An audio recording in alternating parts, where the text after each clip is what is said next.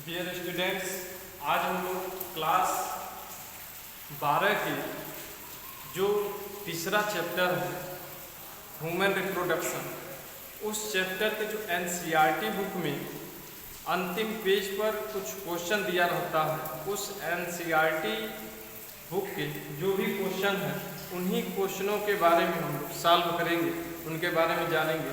चूँकि यह NCERT book में दिया है तो महत्वपूर्ण है, हो सकता है कि बोर्ड में इससे संबंधित क्वेश्चन कर दे, ठीक है, इसलिए इसको जानना आवश्यक है। तो तीसरे चैप्टर का ह्यूमन रिप्रोडक्शन जो चैप्टर है उस चैप्टर का ये एनसीईआरटी क्वेश्चन है, ठीक है, उन्हीं के बारे में जानेंगे।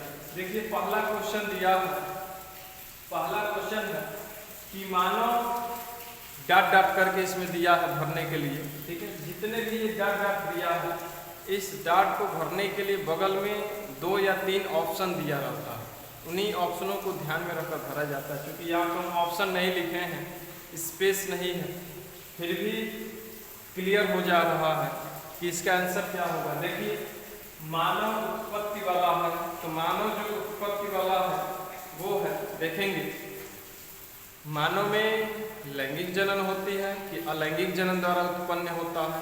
तो मानव जो है उनमें लैंगिक जनन होती है, सेक्सुअल रिप्रोडक्शन होता है, और सेक्सुअल रिप्रोडक्शन के द्वारा ही मानव की उत्पत्ति होती है, ठीक है।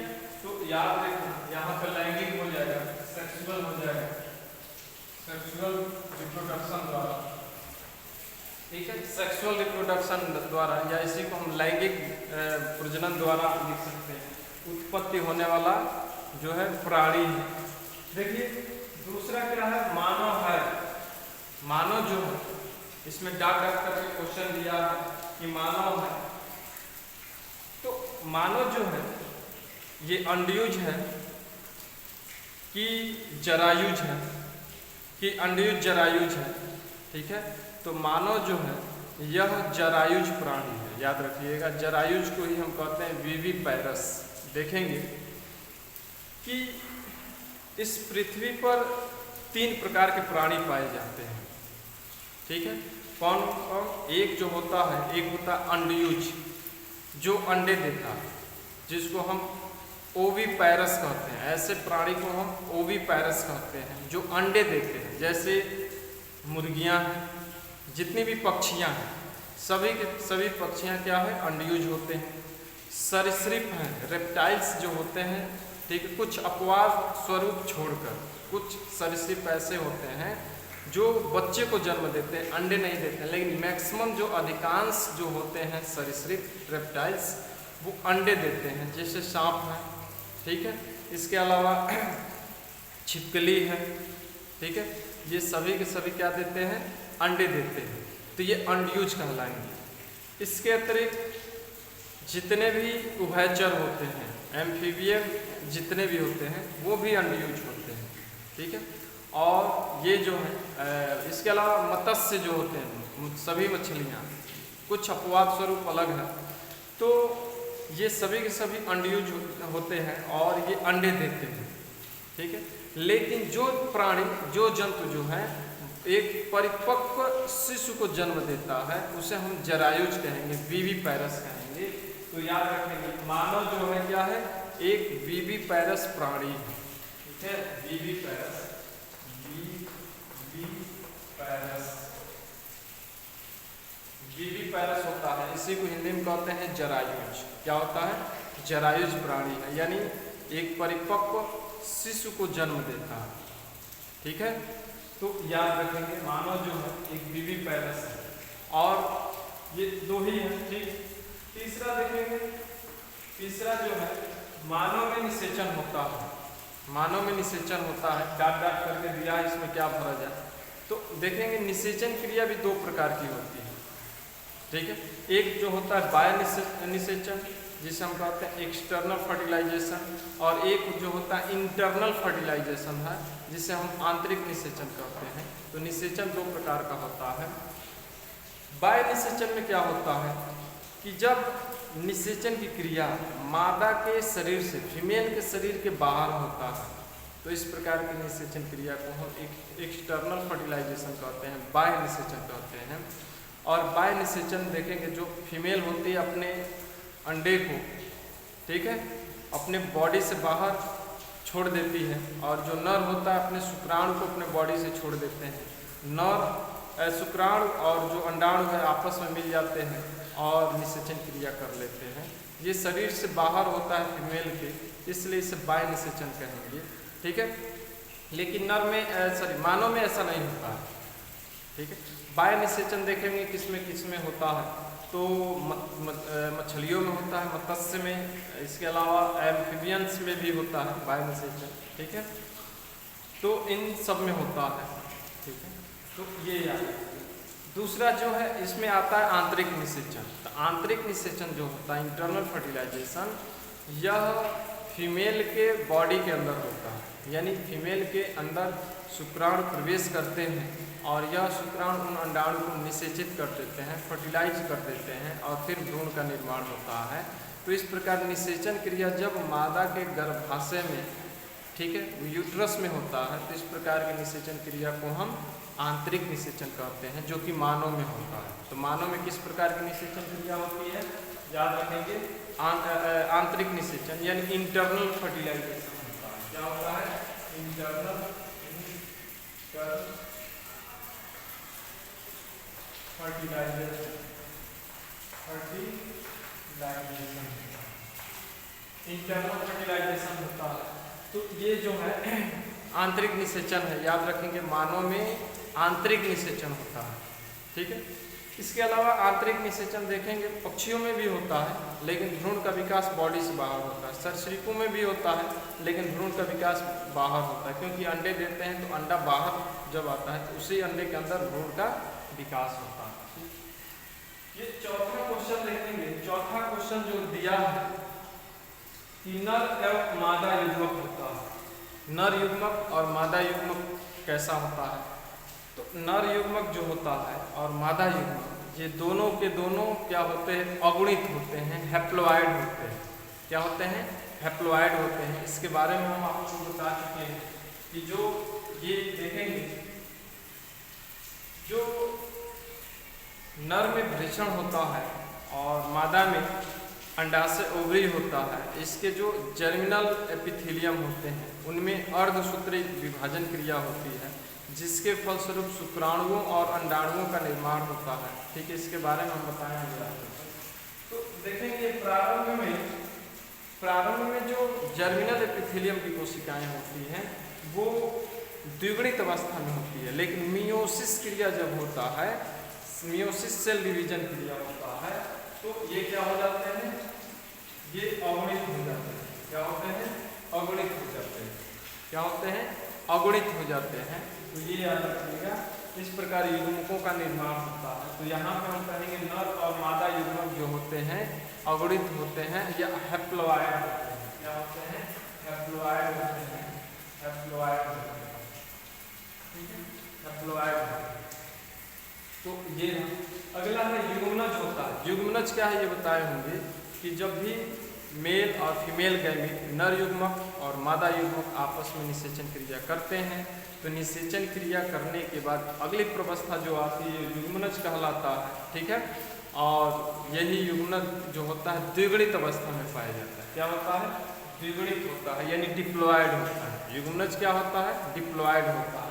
तो यहाँ पर देखेंगे एन बन जाता है, ठीक है, मेल में भी एन, फीमेल में भी एन युग्म गैमीट बन जाता है। तो ये आपस में निषेचन क्रिया करते हैं, ये आपस में देखें आगे निषेचन क्रिया करते हैं और फिर 2n बना लेते हैं, जो कि ये जाइगोट है। क्या है, जाइगोट है।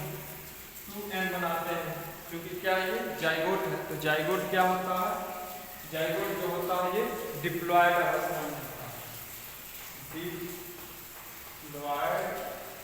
डिप्लॉयड अवस्था में होता है, ठीक है। तो डिप्लॉयड अवस्था में ये पाया जाता है युग्मनज जाइगोट जो होता है। अगला क्वेश्चन देखेंगे क्या है, छठवां है, एक परिपक्व पूटक से अंडाणु के मोचित होने की प्रक्रिया को क्या कहते हैं, ठीक है। आप लोग बताए होंगे कि जो भी फॉलिकल्स होते हैं, फॉलिकल्स के अंदर ही जो ईग होता है उस ईग का विकास होता है, उनका वृद्धि होता है। ठीक है। और यही फॉलिकल्स जब फटते हैं तो फॉलिकल्स में से बहुत से, ठीक है, उसमें परिपक्व अंडाणु बनते हैं और बाहर निकलते हैं। तो याद रखेंगे कि दिया है एक परिपक्व कूटक से अंडाणु के मोचित होने की प्रक्रिया को अंडोत्सर्ग कहा जाता है, ओव्यूलेशन कहा जाता है, ठीक है। तो अंडोत्सर्ग कहेंगे, ओव्यूलेशन बनेंगे यहाँ ओव्यूलेशन,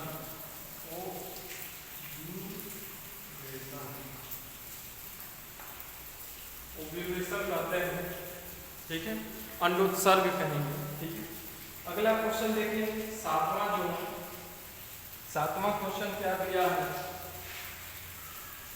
सातवां क्वेश्चन जो है यह अंडोत्सर्ग नामक, यहाँ पे भरे डॉट डॉट करके दिया है, अंडोत्सर्ग नामक हार्मोन द्वारा प्रेरित होता है। यानी कहने का मतलब है वो कौन सा हार्मोन है जो अंडोत्सर्ग क्रिया को प्रेरित करता है, ठीक है। तो आप लोग को बताए होंगे गोनेडोट्रोपिक हार्मोन्स होता है, और गोनेडोट्रोपिक्स में भी देखेंगे LH होता है और FSH होता है। कौन कौन हार्मोन्स होता है? LH होता है और FSH होता है, ये रहा, ठीक है। LH का मतलब होता है ल्यूटिनाइजिंग हार्मोन और FSH का अर्थ होता है फॉलिकल स्टिमुलेटिंग हार्मोन। तो याद रखेंगे ये दोनों हार्मोन जो होते हैं अंडोत्सर्ग क्रिया को प्रेरित करते हैं। ये बहुत महत्वपूर्ण क्वेश्चन है क्योंकि ये परीक्षाओं में पूछ भी देता है कौन सा हार्मोन्स होता है जो अंडोत्सर्ग क्रिया को प्रेरित करता है, ठीक है। तो याद रखिए ठीक, ल्यूटिनाइजिंग हार्मोन्स और फॉलिकल स्टिमुलेटिंग हार्मोन्स है, ये याद रखेंगे, ठीक है। अगला क्वेश्चन देखेंगे क्या है। अगला है नर एवं मादा युग्मक के संलयन को क्या कहते हैं, यानी मेल और फीमेल गैमीट के मिलने की क्रिया को क्या कहते हैं। तो मेल गैमीट यानी शुक्राणु और फीमेल गैमीट यानी अंडाणु, इन दोनों के मिलने की क्रिया को निषेचन कहते हैं, फर्टिलाइजेशन कहते हैं। क्या कहते हैं? फर्टिलाइजेशन कहते हैं। यहाँ हम भरेंगे फर्टिलाइजेशन, लिख लेंगे, फर्टिलाइजेशन होगा या निषेचन होगा, ठीक है। तो ये रहा।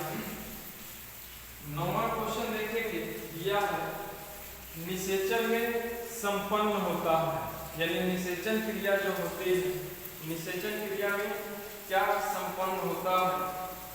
तो निषेचन क्रिया यानी इस क्वेश्चन का कहने का मतलब है कि निषेचन क्रिया कहाँ होती है, कहाँ संपादित होती है, ठीक है। मादा के किस हिस्से में निषेचन क्रिया संपादित, ये तो बहुत महत्वपूर्ण क्वेश्चन, ये तो नीट में पूछता है। इसमें कुछ ऐसे क्वेश्चन है जो नीट में पूछा भी है, ठीक है। वास्तव में NCERT में दिया है, लेकिन नीट में इससे पहले की परीक्षाओं में क्वेश्चन किया है, ठीक है। तो निषेचन क्रिया कहाँ संपादित होती है, तो हम बताए होंगे फैलोपियन ट्यूब में होती है। कहाँ होती है? फैलोपियन ट्यूब में होती है। फैलोपियन, ठीक है, ट्यूब होता है, उसी फैलोपियन ट्यूब में होती है, ठीक है। तो फैलोपियन ट्यूब में निषेचन क्रिया होती है, फर्टिलाइजेशन की क्रिया होती है, ये याद रखिए। अगला है ये युग्मनज विभक्त होकर की रचना करता है जो गर्भाशय में अंतरोपित हो जाता है, ठीक है। यानी युग्मनज जो होता है, जाइगोट जब बन जाता है तो जाइगोट विभाजित होकर किसकी रचना करता है, और वह रचना बनने के बाद गर्भाशय की दीवार के साथ जुड़ जाता है। तो कौन सा बनता है? तो भ्रूण का निर्माण होता है। क्या होता है? भ्रूण का। याद रखिए युग्मनज से ही, जाइगोट से ही भ्रूण का, एम्ब्रियो का निर्माण होता है, ठीक है। तो यहाँ पर एम्ब्रियो भर देंगे, एम्ब्रियो, यहाँ पे एम्ब्रियो भर देंगे, ठीक है, एम्ब्रियो भर देंगे, एम्ब्रियो होगा, भ्रूण होगा, ठीक है। जो कि भ्रूण बनने के बाद क्या होता है कि गर्भाशय के साथ इसका अटैचमेंट हो जाता है, इसलिए क्योंकि भ्रूण को पोषण चाहिए और यह पोषण माता के शरीर से ही प्राप्त करेगा। तो भाई बीच में कोई ना कोई कनेक्ट करने वाली संरचना होनी चाहिए जिससे वो कनेक्ट हो सके और पोषण न्यूट्रिशन प्राप्त कर सके। तो ये लास्ट क्वेश्चन है, देखेंगे भ्रूण तथा गर्भाशय के बीच संवहनी संपर्क बनाने वाले रचना को क्या कहते हैं? एक बार और बता रहे हैं, भ्रूण तथा गर्भाशय के बीच संवहनी संपर्क बनाने वाले संरचना को क्या कहते हैं? तो प्लेसेंटा कहा जाता है, अपरा, हिंदी में अपरा कहते हैं, प्लेसेंटा। प्लेसेंटा ही एक ऐसी संरचना है जो भ्रूण को गर्भाशय के साथ जोड़े रखने का कार्य करता है और यही भ्रूण को पोषण इसी के द्वारा होता है, ठीक है, और भ्रूण की प्रोटेक्शन यही करता है, प्लेसेंटा ही करता है। तो याद रखेंगे यहाँ पे प्लेसेंटा लिखेंगे, प्लेसेंटा। तो ये रहा 11 क्वेश्चन है। इस 11 क्वेश्चन को आप लोग अपने कॉपी पर नोट्स बना लेंगे क्योंकि इसमें बहुत से ऐसे महत्वपूर्ण क्वेश्चन हैं जो बोर्ड में भी पूछ सकता है और इससे पहले नीट में भी क्वेश्चन इसमें किया है, ठीक है। और भी क्वेश्चन आप लोग घर पे सॉल्व करेंगे, अगर कोई समस्या हो तो फ़ोन करके पूछ सकते हैं, ठीक है। तो ये रहा इतने क्वेश्चन हैं, इसको आप लोग नोट्स बना लेंगे, ठीक है। NCERT बुक में जो क्वेश्चन दिया है उन्हीं का ये आंसर हम बताए हैं।